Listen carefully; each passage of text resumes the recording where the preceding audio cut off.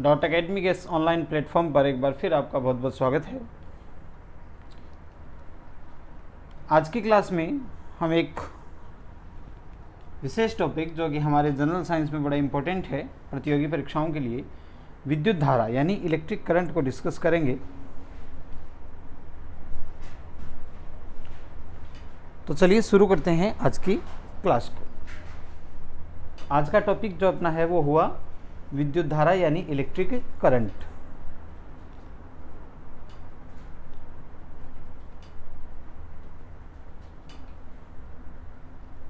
विद्युत धारा यानी कि इलेक्ट्रिक करंट।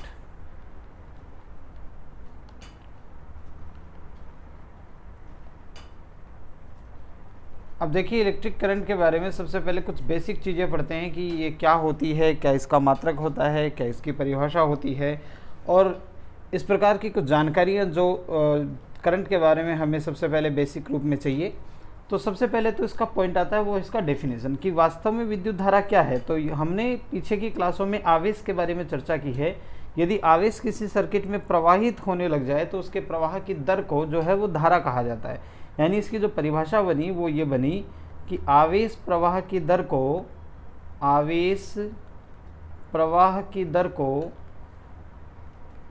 को धारा कहते हैं। अब इस आधार पे हम इसका यदि सूत्र बनाएं तो हमारे पास जो धारा का सूत्र बन के आता है वो आता है I बराबर Q/T, जहाँ Q टोटल आवेश है जो सर्किट में प्रवाहित हुआ है और T जो है वो समय है जितना उसको प्रवाहित करने में लगा है। तो ये हमारा हो गया आवेश प्रवाह की दर को धारा कहते हैं, धारा की परिभाषा होगी। नेक्स्ट पॉइंट जो इसमें इम्पोर्टेंट है वो ये है कि धारा एक मूल राशि है। धारा एक मूल राशि है। मूल राशि के बारे में आपको जानकारी दे दूं कि मात्रकों को डिसाइड करने वाली अंतर्राष्ट्रीय संस्था यानी SI सिस्टम जो है वो 7 प्रकार की मूल राशियों को मानता है, जिनमें से एक मूल राशि जो है वो हमारी धारा है और इसका जो मात्रक होता है वो होता है एम्पियर। इसका मात्रक होता है एम्पियर। इसको कैपिटल A से लिखते हैं। ये मूल राशि है। 7 मूल राशियों में से एक मूल राशि जो है वो धारा है। क्लियर है यहाँ तक की बात? तब अगला जो पॉइंट है वो अपना ये है कि धारा जो है वो एक अदिश राशि है। इसको व्यक्त करने के लिए अपने को दिशा की आवश्यकता नहीं होती। धारा एक अदिश राशि यानी कि धारा को जब भी अपन व्यक्त करेंगे तो उसमें अपने को डायरेक्शन की ज़रूरत नहीं होती, केवल मान की ज़रूरत होती है। ये एक अदिश राशि है।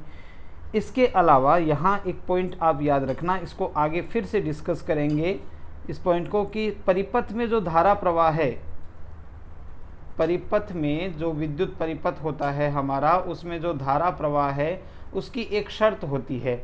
शर्त यह है कि वो हमेशा उच्च विभव से निम्न विभव की ओर होता है। उच्च विभव से निम्न विभव की ओर होता है।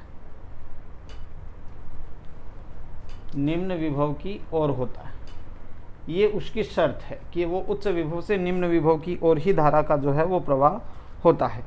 अगला जो पॉइंट है वो ये है कि हमारे परिपथ में आवेश के नाम पर जो हमने पढ़ा था वो ये पढ़ा था कि आवेश जो है वो इलेक्ट्रॉनों के स्थानांतरण से आता है। तो या तो इसमें नेगेटिव होता है या पॉजिटिव होता है। 2 प्रकार के आवेश की हम बात कर चुके हैं।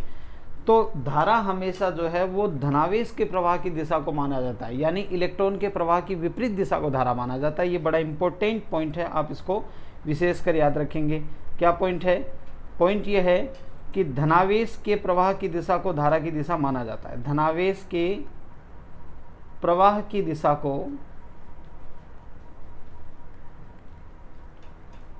को धारा की दिशा माना जाता है। धारा की दिशा माना जाता है।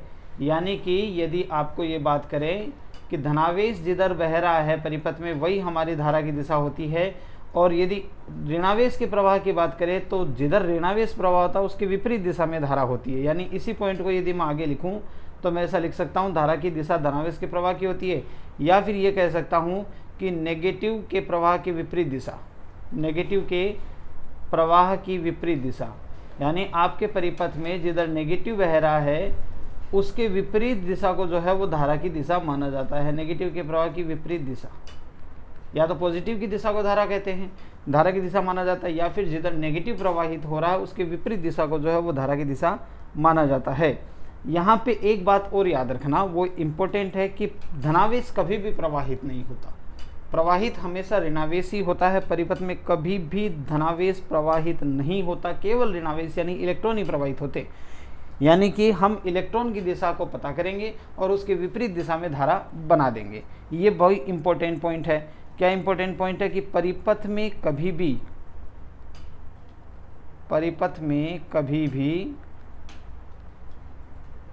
धनावेश प्रवाहित नहीं होता, धनावेश प्रवाहित नहीं होता। केवल कौन प्रवाहित होता है?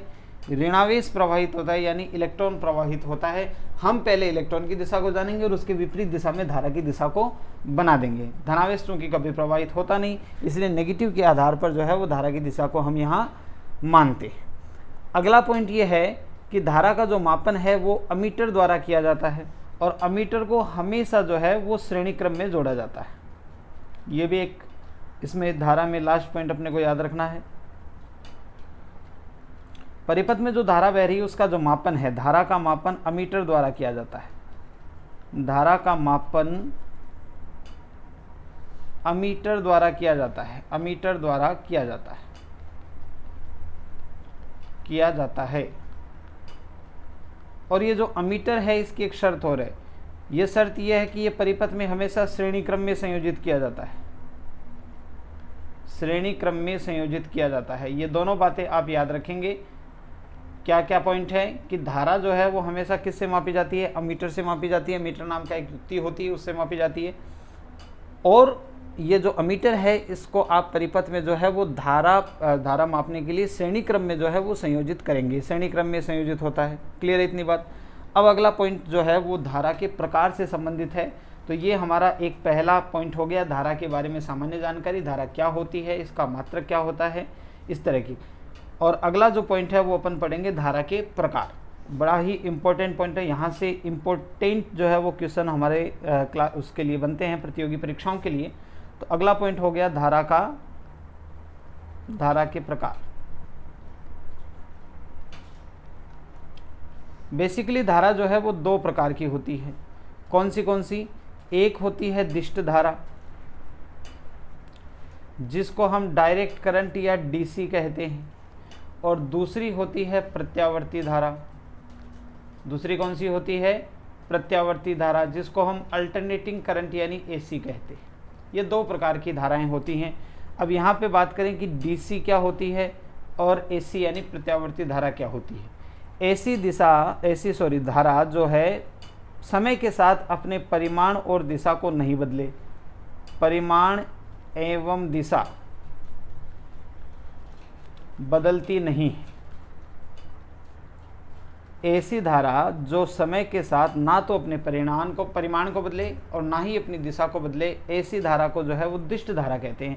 और प्रत्यावर्ती धारा की परिभाषा ये हो गई कि इसका जो परिमाण और दिशा है वो दोनों ही बदलते हैं समय के साथ। परिमाण और दिशा दोनों चेंज होते हैं, दोनों परिवर्तित होते।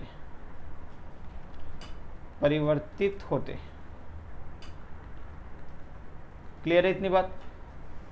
ऐसी धारा जो अपना ना तो मान बदले ना ही अपनी दिशा बदले, दिष्ट धारा कहलाती है। और ऐसी धारा जो अपना मान भी बदले और दिशा भी बदले, क्या कहलाती है? प्रत्यावर्ती धारा कहलाती है। अब यहाँ पे कुछ पॉइंट और आपको याद रखने हैं। वो पॉइंट ये है कि प्रत्यावर्ती धारा का जो ग्राफ है वो इस तरह से बनता है कि धारा में और समय में, ये इधर धारा ले लेते हैं, इधर समय ले लेते हैं, तो समय के साथ धारा का मान नहीं बदलता, वो इस तरह की धारा होती है। और इधर जो प्रत्यावर्ती का जो अपन ग्राफ बनाते हैं वो कुछ इस तरह से बनता है कि वो धारा जो है वो समय के साथ अपना मान और दिशा दोनों बदलती है, तो उसका जो ग्राफ है वो इस तरह से कुछ बनता है, इस तरह से। ये अपना मान और दिशा दोनों लगातार बदलती रहती है, ये प्रत्यावर्ती धारा है। अब दिष्ट धारा के बारे में एक जानकारी विशेष याद रखना कि जितनी भी हमारी बैटरी है,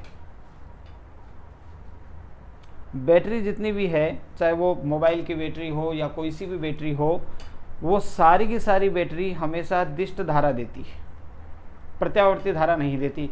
प्रत्यावर्ती धारा को प्रत्यावर्ती धारा जनित्र द्वारा उत्पन्न किया जाता है, जिसकी चर्चा हम आगे करेंगे जब हम इसको डिटेल में पढ़ेंगे। लेकिन यहाँ आपको कुछ बातें इसके बारे में याद रखनी है। वो क्या याद रखनी है कि हमारे जो घरों में सप्लाई आती है वो प्रत्यावर्ती सप्लाई आती है। घरों में जो सप्लाई आती है वो क्या आती है? प्रत्यावर्ती सप्लाई आती है। और उस प्रत्यावर्ती सप्लाई का एक डाटा है। क्या डाटा है कि हमारे इंडिया में जो सप्लाई आती है वो 220 वोल्ट और 50 हर्ट्ज की आती है। यानी हमारे घरों में जो सप्लाई आती है वो 220 वोल्ट, ये इसका आरएमएस मान है, याद रखना। अब आरएमएस मान की डिटेल में जाने की आपको ज़रूरत नहीं है, इससे रिलेटेड कोई चीज़ नहीं पूछी जाती कि ये कैसे कैलकुलेट होती है और ये कैसे आती है। बस इतना याद रखना कि 220 वोल्ट हमारे घरों में आने वाले वोल्टेज का आरएमएस मान है और 50 हर्ट्ज जो है वो उसकी क्या है? आवृत्ति है। यानी हमारे घरों में 220 वोल्ट 50 हर्ट्ज आवृत्ति की सप्लाई आती है। इसके अलावा ये याद रखना कि ये आरएमएस मान के अलावा जो को प्रत्यावर्ती धारा का एक अधिकतम मान भी होता है। तो हमारे घरों में जो मैक्सिमम वोल्टेज आता है वो आता है 311 वोल्ट। हमारे घरों में आने वाली सप्लाई का जो आरएमएस मान है वो 220 वोल्ट है और उसी का मैक्सिमम जो मान है वो 311 वोल्ट हमारे घरों में मैक्सिमम सप्लाई आ सकती है और आरएमएस मान 220 होता है। तो मेनली आपको ये याद रखना है, सप्लाई के नाम पर पूछे तो सीधा सीधा 220 वोल्ट 50 हर्ट्ज को टिक लगाएंगे और यदि उसमें घरों में आने वाली मैक्सिमम वोल्टेज के बारे में पूछे तो 311 वोल्टेज की वो सप्लाई आती है। तो ये दोनों आप डाटा याद रखेंगे। और उत्पन्न कैसे किया जाता है इसको प्रत्यावर्ती धारा जनित्र द्वारा उत्पन्न किया जाता है। किसके द्वारा उत्पन्न किया जाता है? प्रत्यावर्ती धारा जनित्र द्वारा इसको उत्पन्न किया जाता है, जिसकी चर्चा हम आगे करेंगे। तो ये दो प्रकार की धाराएं होती है, दिष्ट धारा और प्रत्यावर्ती धारा। अगला पॉइंट हम पढ़ते हैं कि धारा के प्रवाह के आधार पर जो है वो पदार्थों का वर्गीकरण कितने तरीकों से किया गया है। तो नेक्स्ट पॉइंट है धारा प्रवाह के आधार पर पदार्थों का वर्गीकरण। धारा प्रवाह के आधार पर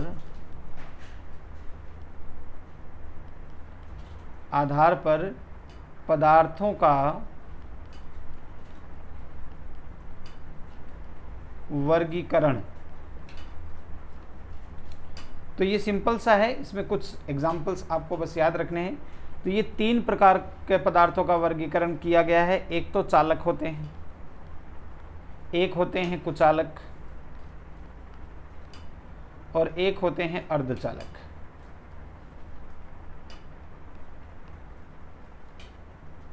इन तीनों कैटेगरी के बारे में आप जानते हैं। सिंपल सा लॉजिक है कि चालक क्या होते हैं? वे पदार्थ होते हैं जो धारा का चालन यानी धारा का प्रवाह सुगमता से कर देते हैं। धारा का प्रवाह क्या कर देते हैं? सुगमता से, आसानी से कर देते हैं।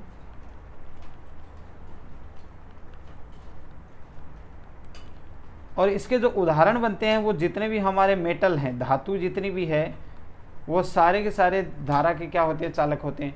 कुचालक वे पदार्थ होते हैं जो धारा प्रवाह को सुगमता से नहीं करते। तो इसकी जो परिभाषा बनी वो बनी धारा प्रवाह सुगमता से नहीं, धारा प्रवाह है सुगमता से नहीं होता इनमें,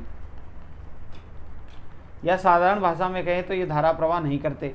और अर्धचालक वे होते हैं जिनकी चालकता जो है वो चालकों से तो कम होती है और कुचालकों से ज़्यादा होती है, यानी इनके बीच की कैटेगरी है, तो उनको अर्धचालक कहते हैं। और अर्धचालक के एग्जाम्पल के रूप में आप याद रखना सिलिकॉन और जर्मेनियम, ये दोनों अर्धचालक तत्व हैं, कार्बन वाली फैमिली के हैं। तो ये सिलिकॉन और जर्मेनियम कार्बन फैमिली से जो उठाए हैं, जिनके बाह्य कक्षक में जो है वो 4-4 इलेक्ट्रॉन होते हैं, वो सिलिकॉन और जर्मेनियम अर्धचालक पदार्थों के उदाहरण है। क्लियर है यहाँ तक की बात? अर्धचालकों के बारे में थोड़ी सी और डिटेल जो है वो हम आगे लेंगे कि अर्धचालक जो है वो कितने प्रकार के होते हैं। थोड़ी सी डिटेल जो है वो कुछ एग्जाम्स में सिलेबस का हिस्सा होती है, कुछ एग्जाम्स में सिलेबस का हिस्सा नहीं होती, तो इसकी चर्चा हम आगे करेंगे। तो फिलहाल आपको ये याद रखना कि धारा प्रवाह के आधार पर पदार्थ का जो वर्गीकरण है वो इन 3 तरीकों से होता है। नेक्स्ट जो अपन इसमें पढ़ें वो अपने पास पॉइंट आता है, वो है विद्युत विभव क्या चीज़ होता है। बहुत ही इम्पोर्टेंट कॉन्सेप्ट है विद्युत विभव। विद्युत विभव, इलेक्ट्रिक पोटेंशियल, इलेक्ट्रिक पोटेंशियल यानी विद्युत विभव क्या होता है ये देखो। इसके बारे में एक परिभाषा है। परिभाषा क्या है? पहले इसकी परिभाषा लिखते हैं फिर इसको समझते हैं। परिभाषा है एकांक धनावेश को अनंत से किसी बिंदु तक लाने में किया गया कार्य उस बिंदु पर विद्युत विभव कहलाता है। क्या परिभाषा बनी? एकांक धनावेश को अनंत से किसी बिंदु तक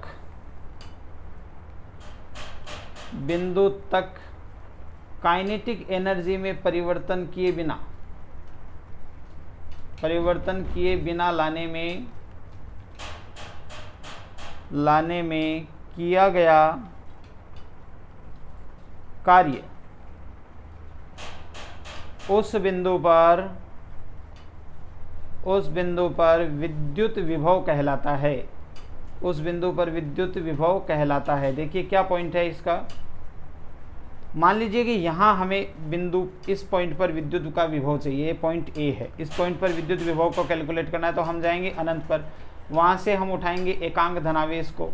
एकांक धनावेश का मतलब हो गया +1 कूलाम आवेश। इसको यहाँ से उठाएंगे और यहाँ तक लाके रखेंगे, इस पॉइंट तक लाके रखेंगे, ठीक है, पॉइंट ए तक लाके रखेंगे। यहाँ से उठा के कहाँ तक लाके रखेंगे? पॉइंट ए तक लाके रखेंगे।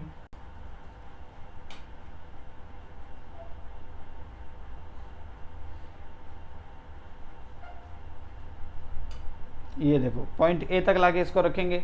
तो जितना हमें कार्य करना है, जितना हमने कार्य हुआ है, इसको यहाँ से यहाँ तक लाने में जितना कार्य करना पड़ेगा, वो किया गया कार्य ही इस बिंदु का विद्युत विभव कहलाएगा। शर्त यह है कि इसको लाने के दौरान इस आवेश की काइनेटिक एनर्जी यानी गतिज ऊर्जा में कोई परिवर्तन नहीं होना चाहिए। विद्युत विभव की डेफिनेशन हो गई। एकांक धनावेश को अनंत से किसी बिंदु तक लाने में किया गया कार्य उस बिंदु पर विद्युत विभव कहलाता है। और इसका जो सूत्र बनेगा वो ये बनेगा, इसका जो पॉइंट है वो ये बनेगा V बराबर W/Q। क्या बनेगा? V बराबर W/Q। यदि आपको कोई इसका मात्रक पूछे तो इसका जो मात्रक बनता है वो एक तो यहाँ से सूत्र से बन जाएगा। ऊपर कार्य है तो कार्य तो मापा जाता है जूल में, और नीचे आवेश है तो ये आवेश जो है वो कूलाम में मापा जाता है। तो जूल प्रति कूलाम हमारे पास इसका मात्रक हुआ, या फिर इसका ऐसा ही मात्रक यानी इसी चीज़ को हम क्या कहते हैं? वोल्ट कहते हैं। तो विद्युत विभव का जो मात्रक है वो या तो जूल प्रति कूलाम लिखेंगे और या फिर लिखेंगे वोल्ट लिखेंगे। क्लियर है यहाँ तक की बात? चलिए, इसके अलावा आपको ये पॉइंट और याद रखना है कि विद्युत विभव जो है वो एक अदिश राशि है। क्या है? विद्युत विभव एक अदिश राशि है, यानी इसको भी अपने को प्रदर्शित करने के लिए दिशा की आवश्यकता नहीं होती। ये भी एक अदिश राशि है, बिना दिशा के ही इसको व्यक्त किया जाता है। अच्छा, कोई पूछ ले, एक पॉइंट और इसमें शामिल होता है कि अनंत पर विद्युत विभव का मान कितना होता है। तो इसके बारे में याद रखना कि अनंत पर विद्युत विभव का मान सदैव 0 होता है। अनंत पर विद्युत विभव का मान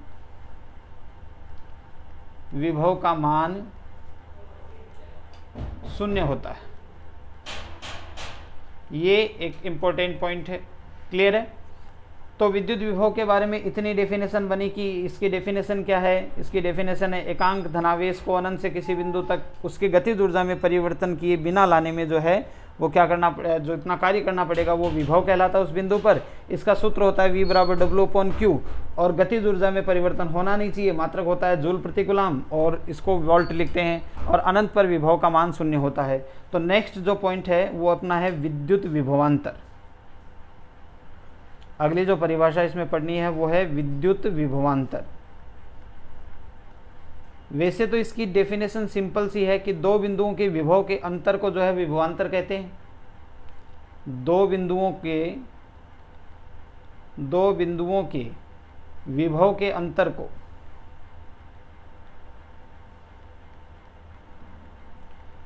को जो है वो क्या कहा जाता है? विभवांतर कहा जाता है। अच्छा, एक पॉइंट इसमें शामिल और है। क्या शामिल है वो पॉइंट? वो ये है कि आपको मान लीजिए ये 2 पॉइंट दे रखे हैं, एक पॉइंट ए है, एक पॉइंट बी है।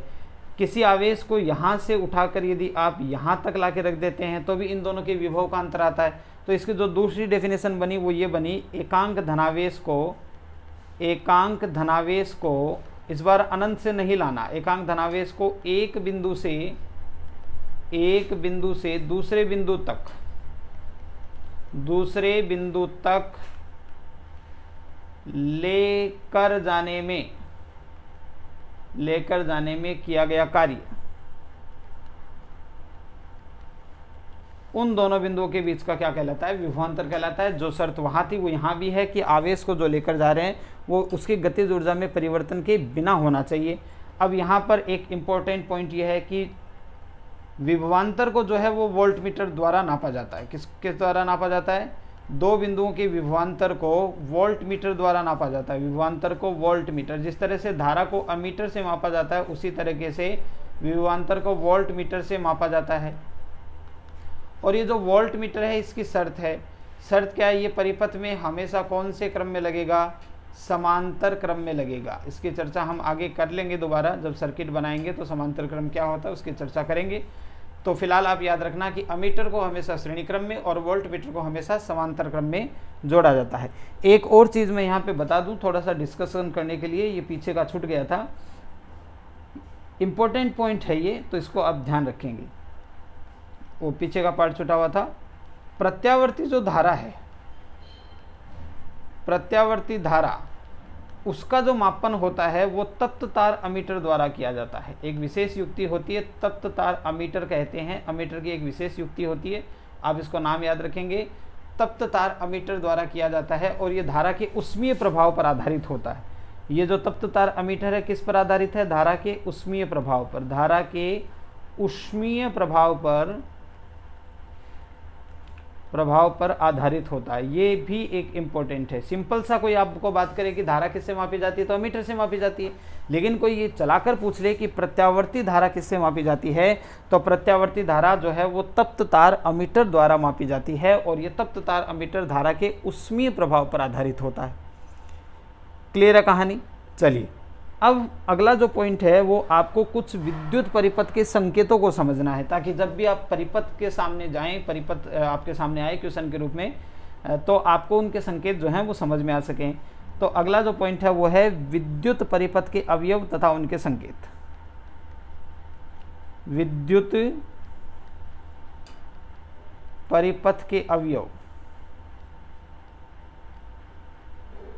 अवयव एवं उनके संकेत। तो कुछ अवयव आपको पहचानने हैं। जैसे पहला अवयव है बैटरी। बैटरी को इस तरह से दिखाते हैं, दो डंडे से, जिसमें से एक डंडा प्लस का होता है और एक डंडा माइनस का होता है। जो बड़ा डंडा है वो प्लस का और जो छोटा डंडा है वो माइनस का, यानी बड़ा वाला जो लाइन है वो उच्च विभव को और छोटी वाली जो लाइन है वो निम्न विभव को प्रदर्शित करती है। दूसरा जो पॉइंट है इसमें वो है अपने पास कुंजी यानी की यानी बटन, स्विच कह दो। इसको जो है वो इस तरह से दिखाया जाता है, ये इसका संकेत है, ये कुंजी है। तीसरा जो है वो प्रतिरोध, इसमें संकेत को याद रखना, प्रतिरोध, इसकी चर्चा अभी हम करेंगे। ये इस तरह से दिखाया जाता है, इस तरह से प्रतिरोध दिखाया जाता है और प्रतिरोध को R से लिखते हैं। इसके अलावा जो है वो परिवर्ती प्रतिरोध। परिवर्ती प्रतिरोध का मतलब होता है ऐसा प्रतिरोध जिसके मान को हम चेंज कर सकें, और इसी को जो है वो धारा नियंत्रक कहते हैं। परिवर्ती प्रतिरोध को ही धारा नियंत्रक कहते हैं। क्यों कहते हैं? क्योंकि यदि प्रतिरोध चेंज होगा तो परिपथ में प्रवाहित होने वाली धारा भी चेंज हो जाएगी। तो हम परिवर्ती प्रतिरोध के आधार पर जो है वो परिपथ में प्रवाहित होने वाली धारा के मान को घटाया बढ़ा सकते हैं। तो इसका संकेत जो है वो इस प्रकार का होता है। इस तरह से प्रतिरोध देखा होगा, इस पर इस तरह का तीर का निशान दिखा देते हैं, ठीक है। तीर का निशान चलो दूसरे कलर से बना देते हैं, इस तरह से उस पर तीर का निशान दिखा देते हैं। तो ये जो है वो परिवर्ती प्रतिरोध का संकेत है। इसके अलावा अपन बात करें वोल्ट मीटर का, तो अगला जो संकेत है वो वोल्ट मीटर का संकेत है। वोल्ट मीटर का संकेत सिंपल सा होता है कि एक डब्बे में जो है वो V लिखा रहता है, उसका एक साइड प्लस और एक साइड माइनस लिखा रहता है। और अगला जो संकेत है वो है अपने पास अमीटर का। तो अमीटर का संकेत साधारणतः इसी तरह से दिखाया जाता है, एक डब्बे में जो है वो A लिख के दिखाया जाता है, एक सिरा प्लस और एक सिरा माइनस, ये अमीटर का संकेत है। इसके अलावा जो है वो विद्युत बल्ब का संकेत भी आप याद रखना। विद्युत बल्ब, इस तरह का संकेत होता है बल्ब का, ये विद्युत बल्ब का संकेत है। तो ये कुछ संकेत हैं जो परिपथ में काम में लिए जाते हैं। तो ये उनके अवयवों के नाम हैं तथा काम आने वाले संकेत हैं जो परिपथ में हम काम में लेंगे। तो यहाँ तक की जो जानकारी थी वो धारा की एक बेसिक जानकारी थी, साधारण सी जानकारी थी। कुछ डाटाबेस भी हैं इसमें, कुछ डाटा से रिलेटेड क्वेश्चन भी है जिसको हमने पहले चर्चा की है। अगला टॉपिक हम पढ़ेंगे ओम का नियम।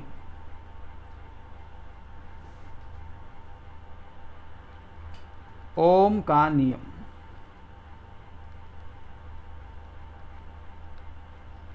देखो, ओम के नियम को समझने के लिए हम एक काम करते हैं। मान लीजिए कि ये हमारे पास कोई युक्ति है, मैं इसको प्रतिरोध के रूप में दिखा रहा हूँ। आप मान लीजिए कि ये कोई युक्ति है, ये परिपथ का एक छोटा सा भाग है। मान लीजिए इसमें धारा प्रवाहित हुई। इसमें यदि धारा प्रवाहित होगी तो जाहिर सी बात है कि धारा हमेशा उच्च विभव से निम्न विभव की ओर ही प्रवाहित होती है। इसका मतलब सिंपल सा है कि ये पॉइंट और ये पॉइंट, यदि इसमें धारा प्रवाहित हो रही है तो ये उच्च विभव का पॉइंट है और ये निम्न विभव का पॉइंट है, क्योंकि बिना विभवांतर के तो धारा प्रवाह हो ही नहीं सकती।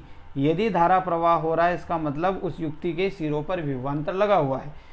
इन दोनों में यानी विभवांतर V में और प्रवाहित धारा में एक संबंध है, जिस संबंध को ओम का नियम कहते हैं। क्या है वो संबंध?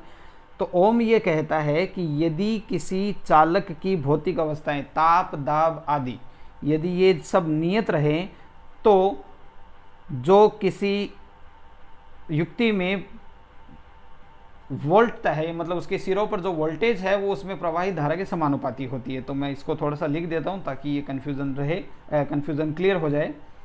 यदि किसी चालक की भौतिक अवस्था,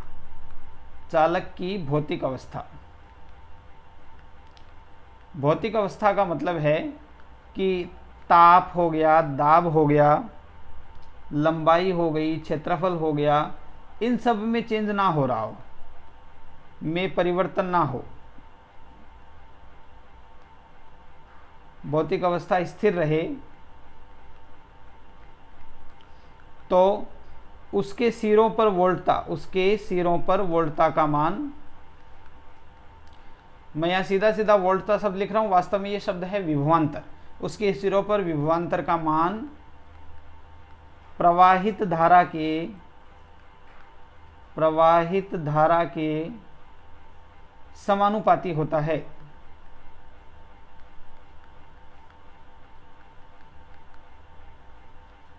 ठीक है, यानी कि हमारे हिसाब से ये जो सूत्र बना वो ये बना कि प्रवाहित वोल्टता का मान किसके समानुपाती होगा? प्रवाहित धारा के समानुपाती होगा। और इस समानुपात को हम बराबर में लगते हैं तो यहाँ एक नियतांक लगता है, और इस नियतांक R को जो है वो इस चालक का प्रतिरोध कहा जाता है। क्या कहा जाता है? चालक का प्रतिरोध कहा जाता है। पीछे मैं आपको एक चीज थोड़ा सा यहाँ बता दूं कि यहाँ ये जो प्रतिरोध जो लिखा हुआ है, तो प्रतिरोध तो हर के पास होता है। कई जगह आपको इस युक्ति का नाम प्रतिरोधक मिलता है। अब इन दोनों में अंतर क्या है? प्रतिरोध एक गुण है जो धारा प्रवाह में बाधा उत्पन्न करता है, और प्रतिरोधक एक युक्ति होती है जो प्रतिरोध का मान जिसे हम परिपथ में सेट करते हैं। तो ये दोनों शब्द आप ध्यान रखना, ठीक है। तो ये जो R यहाँ पर लिखा हुआ है ये चालक का प्रतिरोध है, यानी धारा प्रवाह में जो बाधा उत्पन्न होती है वो है। अच्छा, आपको ओम के नियम का ग्राफ भी समझना है, बड़ा इंपॉर्टेंट है ओम के नियम का ग्राफ भी। आपसे वो पूछता है कि भाई ये वोल्टेज और धारा में ग्राफ खींचना है, तो वोल्टेज और धारा में ग्राफ खींचना है। चूंकि वोल्टेज और धारा दोनों एक दूसरे के समानुपाती है, देखो वोल्टेज और धारा एक दूसरे के समानुपाती है, तो इनका ग्राफ जो है वो स्ट्रेट लाइन आती है। समझ में आ रही बात? और एक चीज़ और याद रखना कि वोल्टेज और धारा में खींचे गए ग्राफ की जो ढाल है वो हमेशा प्रतिरोध को व्यक्त करती है। क्या पॉइंट है? इंपॉर्टेंट पॉइंट क्या है?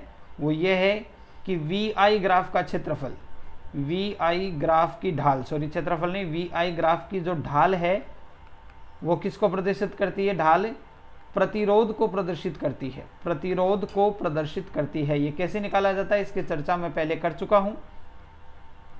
प्रतिरोध को प्रदर्शित करती है। यदि मैं वोल्टेज और धारा में खींचे गए ग्राफ की ढाल निकालूं तो वो ढाल हमेशा जो है वो मुझे किसका मान देगी? प्रतिरोध का मान देगी। और ढाल होता क्या है? यहाँ जो कोण बन रहा है उसकी टेन थीटा। तो देखो कैसे निकलता है, इस पॉइंट को देखो समझ लो। ढाल का मतलब होता है m, ढाल का मतलब क्या होता है? m, और m का मतलब होता है आप टेन थीटा निकालोगे। टेन थीटा निकालने के लिए आपको v में i का भाग देना पड़ेगा, y कोऑर्डिनेट की राशि बटा x कोऑर्डिनेट की राशि, और v बटा i जो है वो किसको प्रदर्शित करता है? देख लो r को प्रदर्शित करता है।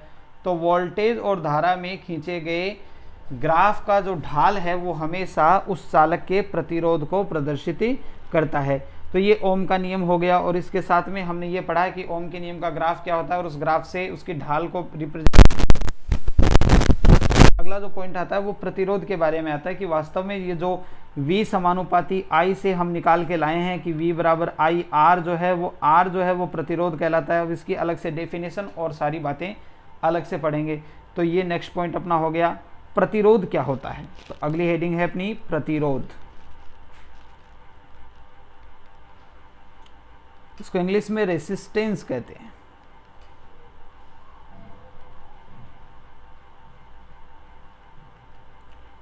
प्रतिरोध हो गया चालकों में धारा प्रवाह में जो उत्पन्न बाधा है, या किसी भी में धारा प्रवाह में उत्पन्न बाधा को जो है वो प्रतिरोध कहते हैं। धारा प्रवाह में उत्पन्न बाधा को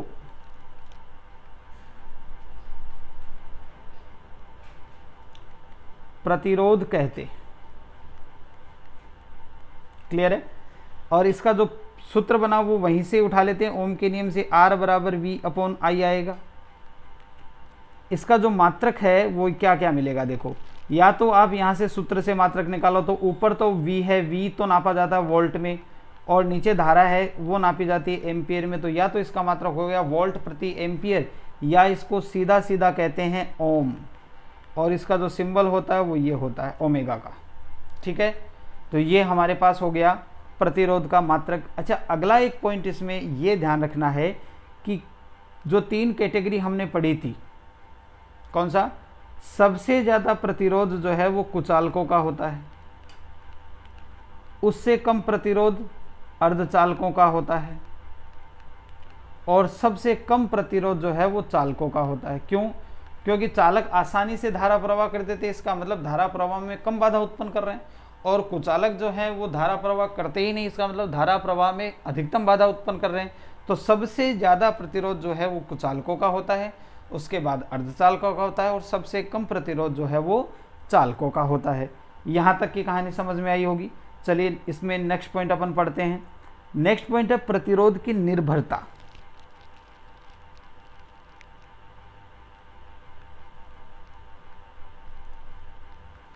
प्रतिरोध की निर्भरता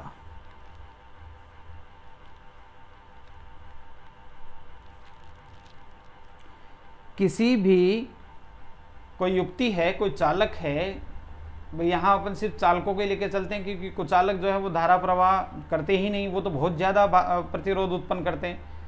अर्धचालकों का अलग से कॉन्सेप्ट होता है। तो यहाँ जो है वो प्रतिरोध की निर्भरता जो है वो सिर्फ चालकों के लिए ही पढ़ी जा रही है, ये बात याद रखना। अर्धचालकों के कुछ विशेष पॉइंट है, वो हम जो पॉइंट जो विशेष अपने टॉपिक से रिलेटेड होगा वो वहाँ मैं आपको अलग से समझा दूंगा। तो बेसिकली जो है वो 3 चीज़ों पर किसी भी पदार्थ का प्रतिरोध निर्भर करता है। एक तो चालक पदार्थ की ज्यामिति पर, इसको 3 कैटेगरी में तोड़ लेते हैं। जिस चालक की बात हो रही है उसकी ज्यामिति पर निर्भर करता है, चालक की ज्यामिति पर। दूसरा पॉइंट होता है वो होता है ताप पर, और तीसरा पॉइंट होता है वो होता है पदार्थ की प्रकृति पर।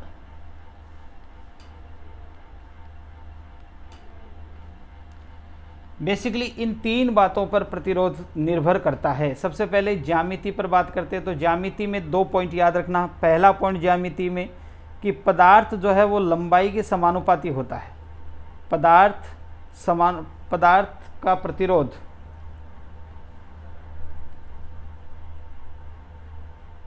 पदार्थ शब्द हटा देते हैं, यहाँ पर सीधा प्रतिरोध लिख लेते हैं। प्रतिरोध जो है वो समानुपाती होता है किसके, लंबाई के, यानी R समानुपाती L। और दूसरा इसमें जो है वो प्रतिरोध व्युत्क्रमानुपाती होता है काट क्षेत्रफल के। व्युत्क्रमानुपाती होता है किसके, काट क्षेत्रफल के। अब ये काट क्षेत्रफल क्या है इसको देखो, थोड़ा सा यहाँ बना देते हैं। मान लीजिए ये कोई वायर है, तो ये तो होगी इसकी लंबाई, है ना, और ये हो गया इसका काट क्षेत्रफल, ये वाला इतना जो मैंने डार्क किया है लाल में, ये इसका काट क्षेत्रफल हो गया। तो वो ये कहता है कि प्रतिरोध जो है वो लंबाई के समानुपाती होता है और काट क्षेत्रफल के होता है व्युत्क्रमानुपाती। ये 2 पॉइंट है चालक की ज्यामिति पर निर्भरता का। और नेक्स्ट पॉइंट जो इसमें इसी को क्लियर करके अपन लिखते हैं, तो यहाँ से एक विशेष चीज़ निकल के आती है। क्या चीज़ है वो, इन दोनों को यदि हम एक साथ लिख दें तो इन दोनों को एक साथ लिखने पर हमारे पास ये समीकरण बनेगा, वो ये बनेगा R समानुपाती L अपॉन A। अब समानुपात को हम बराबर में बदलें तो यहाँ पर R बराबर अपने पास आ जाएगा, R जो है वो बराबर आ जाएगा रो L अपॉन A। ये प्रतिरोध का एक सूत्र हो गया, जहाँ पे रो जो है वो चालक की प्रतिरोधकता है, चालक की प्रतिरोधकता है, या फिर इसको विशिष्ट प्रतिरोध भी कहते हैं, विशिष्ट प्रतिरोध भी कहते हैं। तो ये बातें यहाँ से निकल के आई। दो स्टेटमेंट थे अपने पास मूलतः। क्या स्टेटमेंट थे? मूलतः स्टेटमेंट ये था कि R जो है वो पदार्थ का जो प्रतिरोध है वो लंबाई के तो होता है समानुपाती और काट क्षेत्रफल के होता है व्युत्क्रमानुपाती। दोनों को एक साथ लिखा, समानुपात को बराबर में बदला तो एक नई राशि निकल के आई जिसको हमने रो से लिखा है। और रो का मतलब यहाँ पे हो गया ये चालक का प्रतिरोधकता है या फिर विशिष्ट प्रतिरोध है। समझ में आ रही यहाँ तक की बात? अगला जो पॉइंट हमने इसमें पढ़ना है वो ये है कि ताप पर कैसे कैसे निर्भर करता है। तो ताप पर निर्भरता के लिए सबसे पहले एक सूत्र देख लो, R बराबर R not 1 plus alpha delta T. ये सूत्र है। R नोट का मतलब उस पदार्थ का प्रारंभिक प्रतिरोध है, डेल्टा टी का मतलब ताप में कितना परिवर्तन किया गया है, एल्फा एक गुणांक है जिसको प्रतिरोधकता या प्रतिरोध ताप गुणांक कहते हैं। एल्फा को क्या कहते हैं? प्रतिरोध ताप गुणांक कहते हैं। अब इस आधार पे दो चीज़ें हैं, अलग अलग कैटेगरी हैं। चालकों के लिए अलग कॉन्सेप्ट है और अर्धचालकों के लिए अलग कॉन्सेप्ट है। कुचालकों की यहाँ कोई चर्चा हम करेंगे नहीं। तो चालकों के लिए बात करें पहले, चालकों के लिए और अर्धचालकों के लिए दो अलग अलग कॉन्सेप्ट बने हैं। चालकों की कहानी यह है कि चालकों के लिए जो ये अल्फा ऊपर सूत्र में हमने लिखा है ना, ये अल्फा होता है पॉजिटिव। इस आधार पे हमें ये पता लगा कि टेम्परेचर बढ़ने पर चालक पदार्थों का प्रतिरोध बढ़ता है, ठीक है। और अर्धचालकों के लिए जो अल्फा होता है ना, इसका मान आता है ऋणात्मक। इसलिए हमें पता लगता है कि टेम्परेचर बढ़ाने पर अर्धचालकों का जो प्रतिरोध है वो कम होता है, ना कि बढ़ता है। ये अर्धचालकों का एक विशेष गुण है कि प्रतिरोध मतलब कि आपके जो पदार्थ है, जो आपका चालक है, अर्धचालक है, यदि वो चालक होगा आपका पदार्थ तो तापमान बढ़ाने के साथ उसका प्रतिरोध बढ़ेगा, और यदि आपका पदार्थ अर्धचालक है तो तापमान बढ़ाने पर उस पदार्थ का प्रतिरोध जो है वो कम होगा। ये दो स्टेटमेंट है, चालकों के लिए अलग कहानी है और अर्धचालकों के लिए अलग कहानी है। और तीसरा जो है वो सिंपल सा है कि प्रतिरोध का मान ये देखो, पीछे से हम उठा के लाए हैं तो हमें सीधा सीधा दिख रहा है कि R का जो मान आता था वो आता था रो L अपॉन A। अब ये जो A इसमें जो रो है ना, ये सीधा सीधा पदार्थ की प्रकृति पर निर्भर करता है कि पदार्थ कौन सा है, तांबा है, सोना है, चांदी है, सब अलग अलग पदार्थों का ये मान अलग अलग होता है। तो जाहिर सी बात है कि पदार्थों का अलग अलग होने के कारण R भी सब पदार्थों का अलग अलग ही आएगा। तो ये पदार्थ की प्रकृति पर निर्भर करता है, पदार्थ की प्रकृति पर निर्भर करता है। मतलब ये हुआ कि यदि रो प्रकृति पर निर्भर करता है तो R भी प्रकृति पर निर्भर करेगा। तो यहाँ से पता लगा कि हर पदार्थ का जो प्रतिरोध है वो अलग अलग होता है। सबसे अच्छा विद्युत का जो चालक होता है वो चांदी होता है, ठीक है। यानी कि आप चार इसमें याद रखेंगे, विशेषकर इन चार की चर्चा की जाती है। एक तो हमारे पास है एल्यूमिनियम, एक है सोना यानी औरम, एक है अपने पास कॉपर और एक है अपने पास चांदी। सबसे अच्छा चालक जो होता है वो चांदी होता है, उसके बाद में कॉपर, उसके बाद में सोना और उसके बाद में एल्यूमिनियम।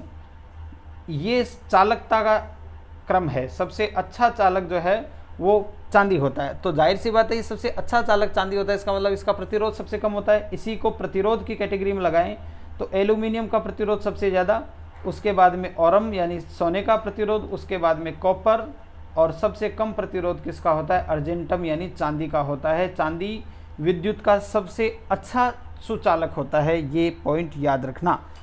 क्लियर है? तो ये कहानी यहाँ तक की बनी। इसके अलावा अपन बात करें कि प्रतिरोधकता क्या है, यानी इस रो को हम अलग से डिस्कस करेंगे, वो अपन नेक्स्ट क्लास में पढ़ेंगे। आज के लिए इतना ही, तब तक बने रहिए हमारे YouTube चैनल .academy से।